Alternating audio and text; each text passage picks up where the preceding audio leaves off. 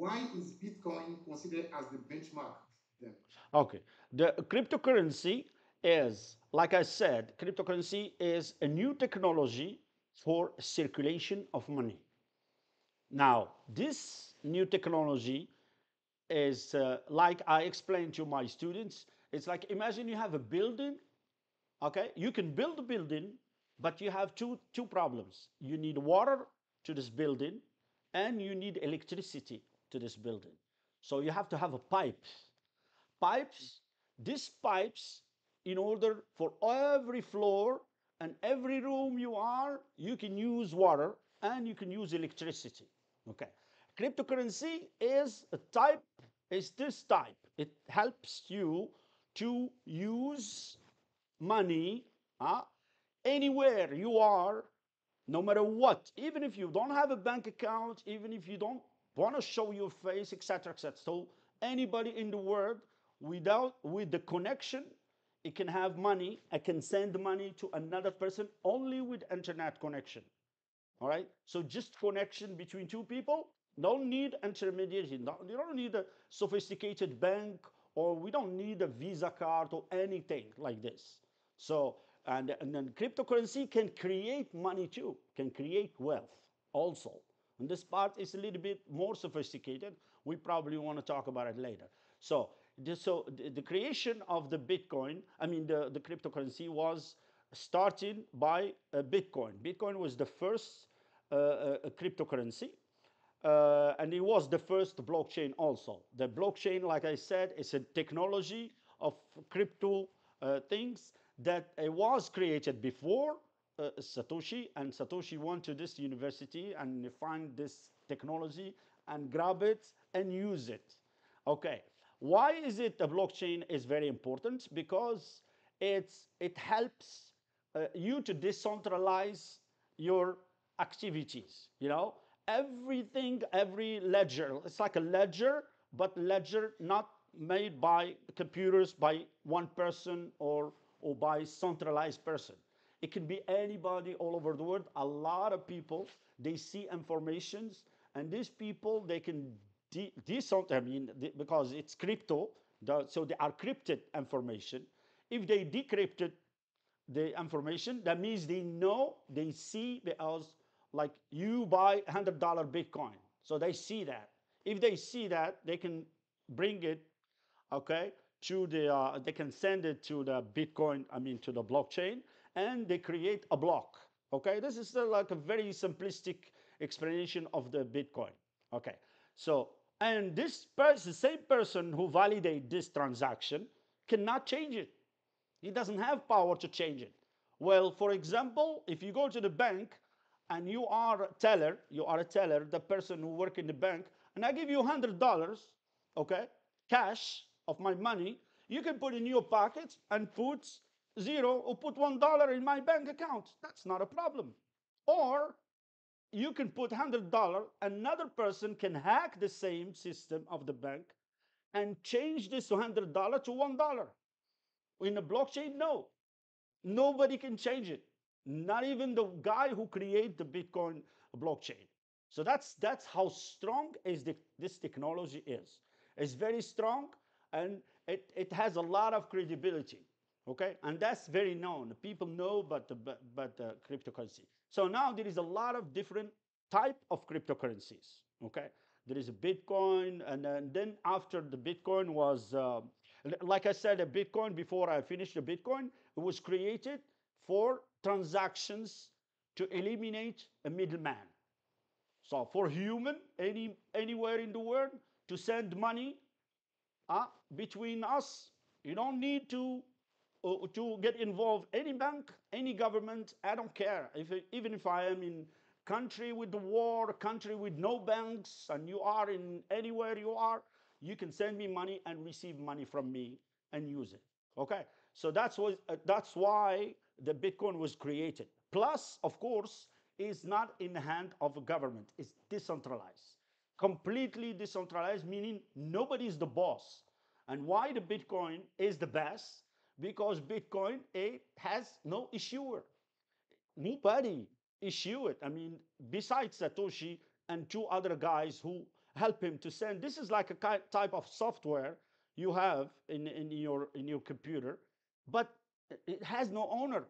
Even the about 900 to like about $1 million, 1 million Bitcoin he never touched it until now.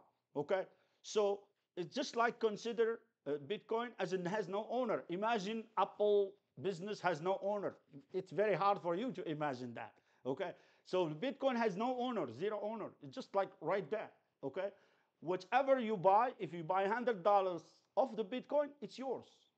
That's it. Nobody can change it. Nobody can print more. It's 21 million Bitcoin.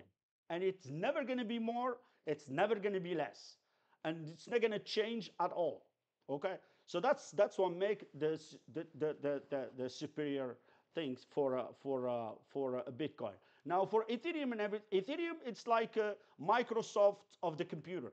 You know, first we were just a computer was very hard for us to go to computer. You need to be sophisticated to go and use a computer. And then after that, Microsoft came and put Windows, and now you can write emails, you can write things and do some designs and stuff using this software. So using the internet, if they were not Microsoft, it's going to be very hard for a normal person to even send an email. Okay. So Ethereum is a blockchain. The first, or actually it's the third blockchain, because the first one was XRP. But let's not talk about XRP. Let's talk about Ethereum because it's more important. Ethereum was created to help people to go to this blockchain, to start dApps, what we call dApps, APP, dApps. The apps, it's like another using a blockchain. It's like sub-blockchain, okay? The blockchain is Ethereum, but it can help you to create projects using this blockchain. And it did help a lot in the beginning. It was very helpful and everything. Now the question is, this third question was by the CBDC. Yeah. Okay, CBDC, people needs to be, there is no nuances here, okay? CBDC and cryptocurrency are two different things. As another, I mean, you can consider that today we're talking about cryptocurrency, so CBDC is out of subject. If you think it's out of subject, then you're smart. You understand? Okay, CBDC, it's only, but the problem is it's good for you, it's very smart from you to bring it today. You know why? Because a lot of confusion, a lot of people think that CBDC is cryptocurrency of the government. That's not true, okay? CBDC is just digitalizing dollars and euros and stuff, just digital. Instead of, like, for example, using this money, it's not going to happen anymore. No money, no coins. It's all going to be digitalized, which is your phone. You use your phone to buy everything digitalized, but everything is stay the same with a lot of worse things, a lot of bad stuff. With the government controlling your money, a government still gonna issue this digital euro or like digital what you call it? Digital dollars or anything. It's not gonna happen in America for sure. But unfortunately, maybe you will see all French people, all European in the streets in September. You will see, and I promise you, it will never happen. The CBDC never ever happen because it's horrible for finance. It's as much as a cryptocurrency is a freedom of finance, a CBDC is a dictatorship of finance. So Europe is going backward instead of going forward. And Europe is the first land of democracy. It's like almost disgusting to see this kind of law in this kind of things in Europe. And I'm sure, on 99.9%, it's never going to happen. People will never lead it. You will see that in the morning, they will break the banks and everything. They will never like it. Right? In America, Trump is against it, and I'm sure everybody is going to be against it. Why? Because they're going to control your money. They will see everything you pay. Government will see everything you pay with your money, and they will put expiration dates. Okay, all right, expiration dates. That's very important. I mean, imagine I give you $1,000 and I told you, okay, you have only 2 months to finish it. Plus they will see how good you are and spending money. If you do something bad, government will give you notes, etc. This is bad. All right. Now the cryptocurrency is different. Cryptocurrency is freedom. We create wealth, we work hard, we get money, and we use it whatever we want. We are free. I can buy anything I want. It's not the government business, and the government will never print more. So that's why it's good. NFTs is the future also. Okay, NFT is like if you want, it's like it's going to be good for a lot of things. For arts, for example, for French people, it's very good NFTs because like I can make anything. Imagine I make a Joconde, you know, this the Mona Lisa, this beautiful painting, and I can print another one and another one again. Okay, if it's an NFT, nobody can print it more. It's only one NFT. Okay, all right. Plus club, football club, for example, it can sell you one NFT, and this NFT you pay like for example you pay $2,000. You can come to see PSG every day, all the time you want for the whole year, for example, etc. And this NFT, what's the difference between this NFT and normal membership? Is this NFT you can speculate, you can sell it to somebody else. Okay. Okay, well, I don't want to use it this year, or maybe next year I don't want to use it. I can sell it to you. All right, or I can rent it to you 1 year and you give it to me back next year, etc., etc. Using a smart contract. That's why NFT is good. In the future, NFT is going to be used for cards, you know, for car titles, and for a lot of stuff. Okay, so NFT is very good. What is your last question? That's it. Yeah, the last question was about the NFC. And with your permission, I want us to go and talk about the current monetary ecosystem versus the cryptocurrencies. Because, you know, we know that the central banks create fiat money and regulate the markets. But this has not kept the entire system from crisis. We remember in 2008, the financial crisis, and more recently with the COVID crisis. This has been a heavy blow of the general economy. And increasingly, we are witnessing a loss of trust in the fiat currency for individuals. And we can go further and say that according to an article from the French Association of the Advancement of Science, published in 2020, more than 3% of the global population has already purchased cryptocurrencies. So on this basis, here are my questions. Yeah. Can we say that the cryptocurrencies are perceived as the alternative to the traditional currencies? Are the cryptocurrencies like the alternative? And if so, why? The second one is, what are the main obstacles to their widespread adoption? Talking about the cryptocurrency, and my last question will be, can or should we expect an evolution in the role of the central bank with the rise of cryptocurrencies? These are my three questions. Okay. The first question is, I don't think so. I don't think the cryptocurrency is gonna take a place of euro or dollars or anything. That's why I told you in the beginning, don't take a cryptocurrency as another money. No, it's not. It's just the value of money, which is very important, because there is two things. There is the money and there is a cash. Okay, cash is the money you use this, or the money you have in your bank. You can buy a ticket to a movie, or you can go to a restaurant and buy something with it. That's cash. Money is the value of everything that, for example, a bank, for example, wants to, you want to buy a house. Okay, a house is $100,000. A bank will give you money, will give you $100,000 money. And this money, before buying the house, it's not cash yet. It's just money, because it's just like a kind of digital. Okay, and the cryptocurrency is there to regulate. I mean, to regulate, to facilitate and to create more money in the ecosystem without too much regulation and take it away from the government. Okay, that's it. Otherwise, it will never replace the money. You will still buy stuff with euro using euro, but the euro will be the last resort.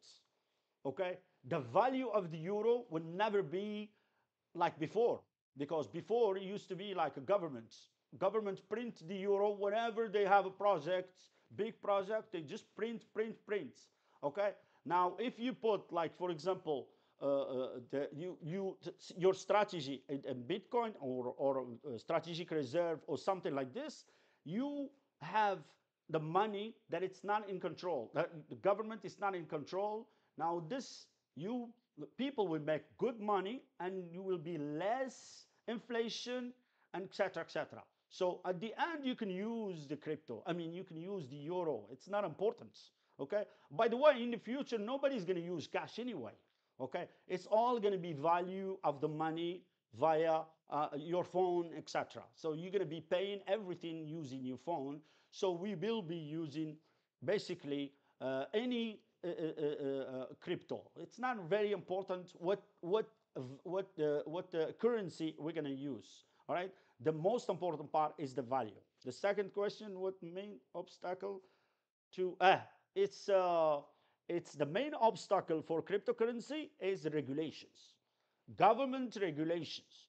If the governments love the people, and they are good democracy, they will let it go, they will use it or adopt it. It's better for them and for the people. Okay, because let me tell you something, nobody can resolve the inflation problem. Nobody did. America still have a problem with inflation for almost 4 years. Okay, France, the same thing. England, etc., etc. Inflation is going to be there all the time, and nobody knows how to resolve it. In cryptocurrency, we already know. So no printing money, and no giving money to government, because normally, I mean, we understand now that government don't know how to use money.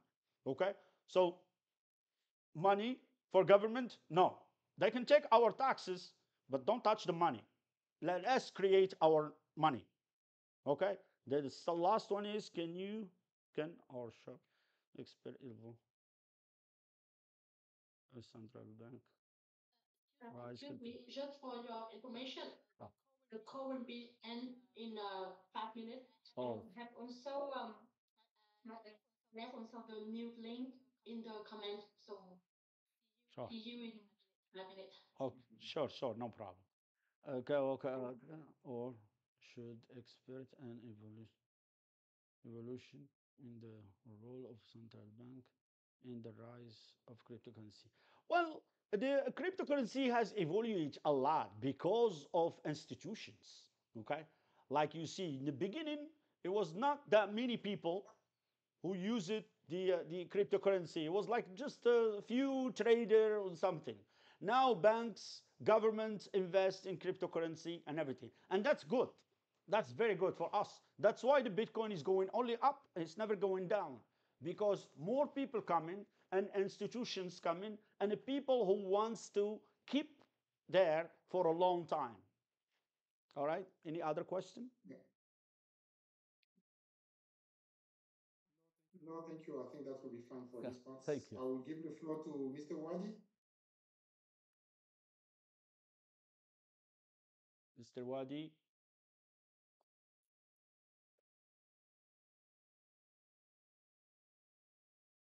Is he around? Yeah.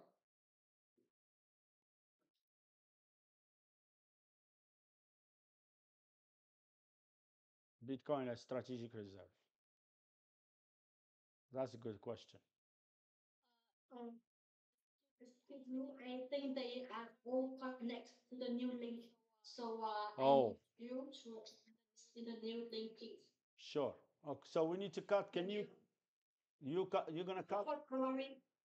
Yeah. This. Don't Ah, worry. thank you. Hello, guys. Oh, it's not right. What is the new link? In the comment. Oh, Sorry, this is a technical issue. Wait. In the comments, which comments? Which comments here? This one? You see in your right. There you go. This one. Yeah. There you go.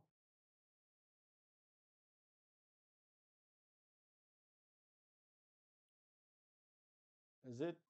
Yes, we Is back it? again. Oh, sorry. All right.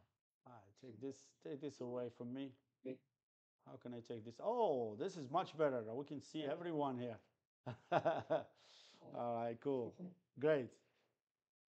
Great, great. Okay, so we continue our discussion. Now we are in the part 4. After exploring entry into the world of cryptocurrency and the motivations driving investors, let's now expand our perspective to examine Bitcoin's impacts on global economic strategies. Today, Bitcoin is no longer just a speculative asset. It has become a strategic issue for certain governments. El Salvador made history in 2021 by becoming the first country to adopt Bitcoin as legal tender. And since then, other nations have been closely monitoring this development.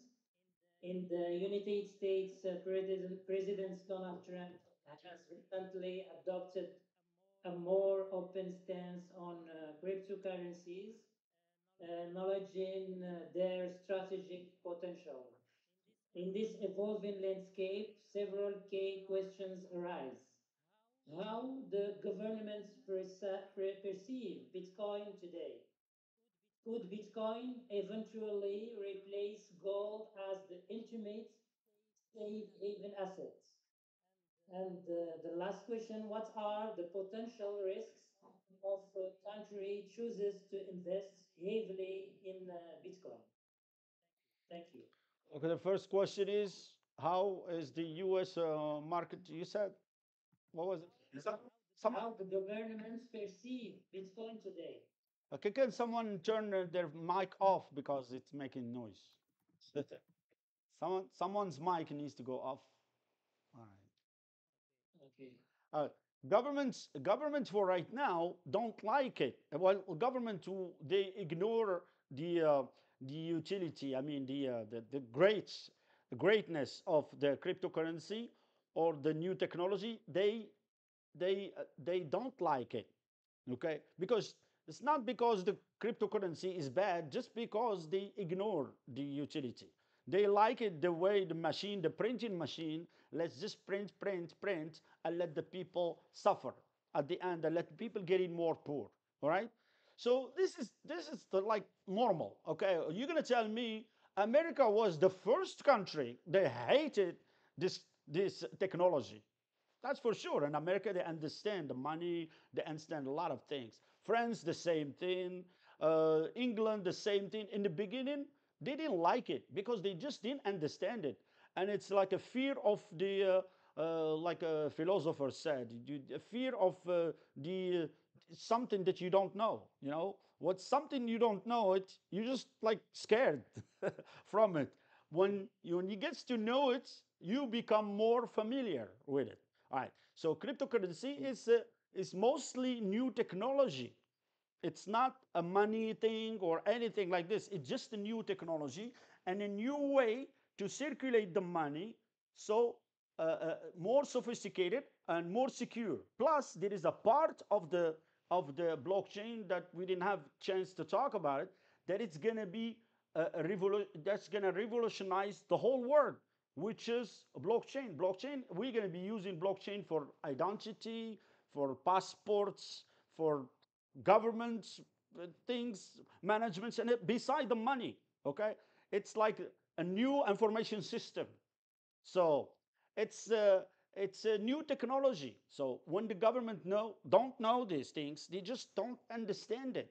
Plus, at this time, if the government will adopt the cryptocurrency, the people will make more money. And like I said in the beginning, they can still tax them at the end. Do you know what I'm saying? What was the second question? The second one is could Bitcoins eventually replace gold as the ultimate safe haven asset? Yeah, definitely. It is starting to really replace the gold. Bitcoin is the new gold, is the digital gold. What is the Bitcoin? Let me explain it very, very simplistic way to explain the Bitcoin. It's like you give me because whatever Bitcoin you see, if I have $1,000 Bitcoin, that means I put $1,000 of real money. Because that's some people don't understand this part. They just go, they skip the first part, and they go to, oh, Bitcoin is nothing. No, it's not nothing. I mean, it was because I buy $1, I buy Bitcoin, so I have, this is $1. At least you respect a dollar. You respect a dollar. So I have a dollar. If I have $1,000 Bitcoin, it's $1,000 right here. But the difference between this and the Bitcoin is this trash, and this will become after more money. This will hold value, and this has no value. This actually doesn't cost $1. It costs the government 20 cents or maybe 10 cents to make this. So this in real life, it's not $1. This is 10 cents, which is nothing. Government doesn't, you know, but the Bitcoin, no. The Bitcoin is digital money of $1, but it will go up and will never suffer from the printing. Now this dollar, imagine this dollar, you can buy, let's say, you can buy this pen with $1. Okay, today. Okay, next month the government will print money. You will need $2. You will need $2 to buy this pen. Why? Is the pen more expensive? No, the pen is the same. The same, exactly the same. But your money is a trash. It's no value. It has less value. That's why you need two of these stupid things to buy this just normal thing. Now let's talk about Bitcoin. Okay. Now, if I buy $1 Bitcoin, okay, and this Bitcoin for right now, this much Bitcoin, I buy a pen with it. All right. Next month or 2 months from now, I can buy 10 pen, 10 of them, or maybe at least 3 or 4 of them with this much Bitcoin, not the money. So the transformation of the value of this trash right here, that becomes something else. So that's why it's gold. That's why we call it gold. Okay? Imagine the same thing.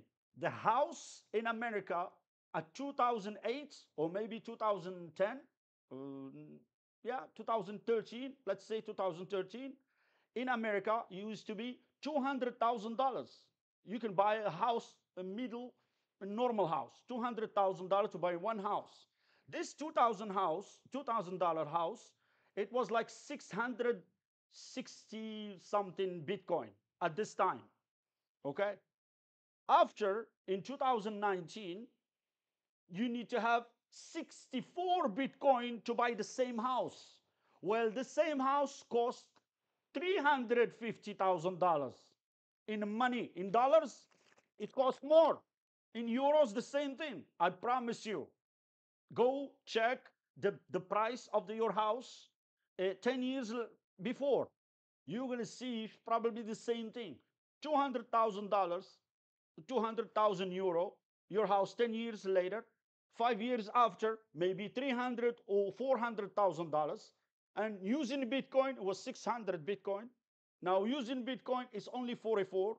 Now, if you want to buy your same house, you can buy it with 1 Bitcoin, maybe less than 1 Bitcoin. So from 600 to 45 to $1 to 1 Bitcoin, that's going down. And from 200 to 350 and to 500,000 euros, your house is going up in the price. That shows two things. Don't invest in the real estate, and don't leave your money in a bank. This is a lesson learned from this. Okay. So the people don't understand this part. Okay. So that's why the government needs to adopt a Bitcoin. All right. And the Bitcoin, and now in America, they start to understand. There's a lot of other countries, they start to understand it. The only things they need is the regulations. And the regulations is good for governments and is good for us. The more regulations is, the better for us. You know why?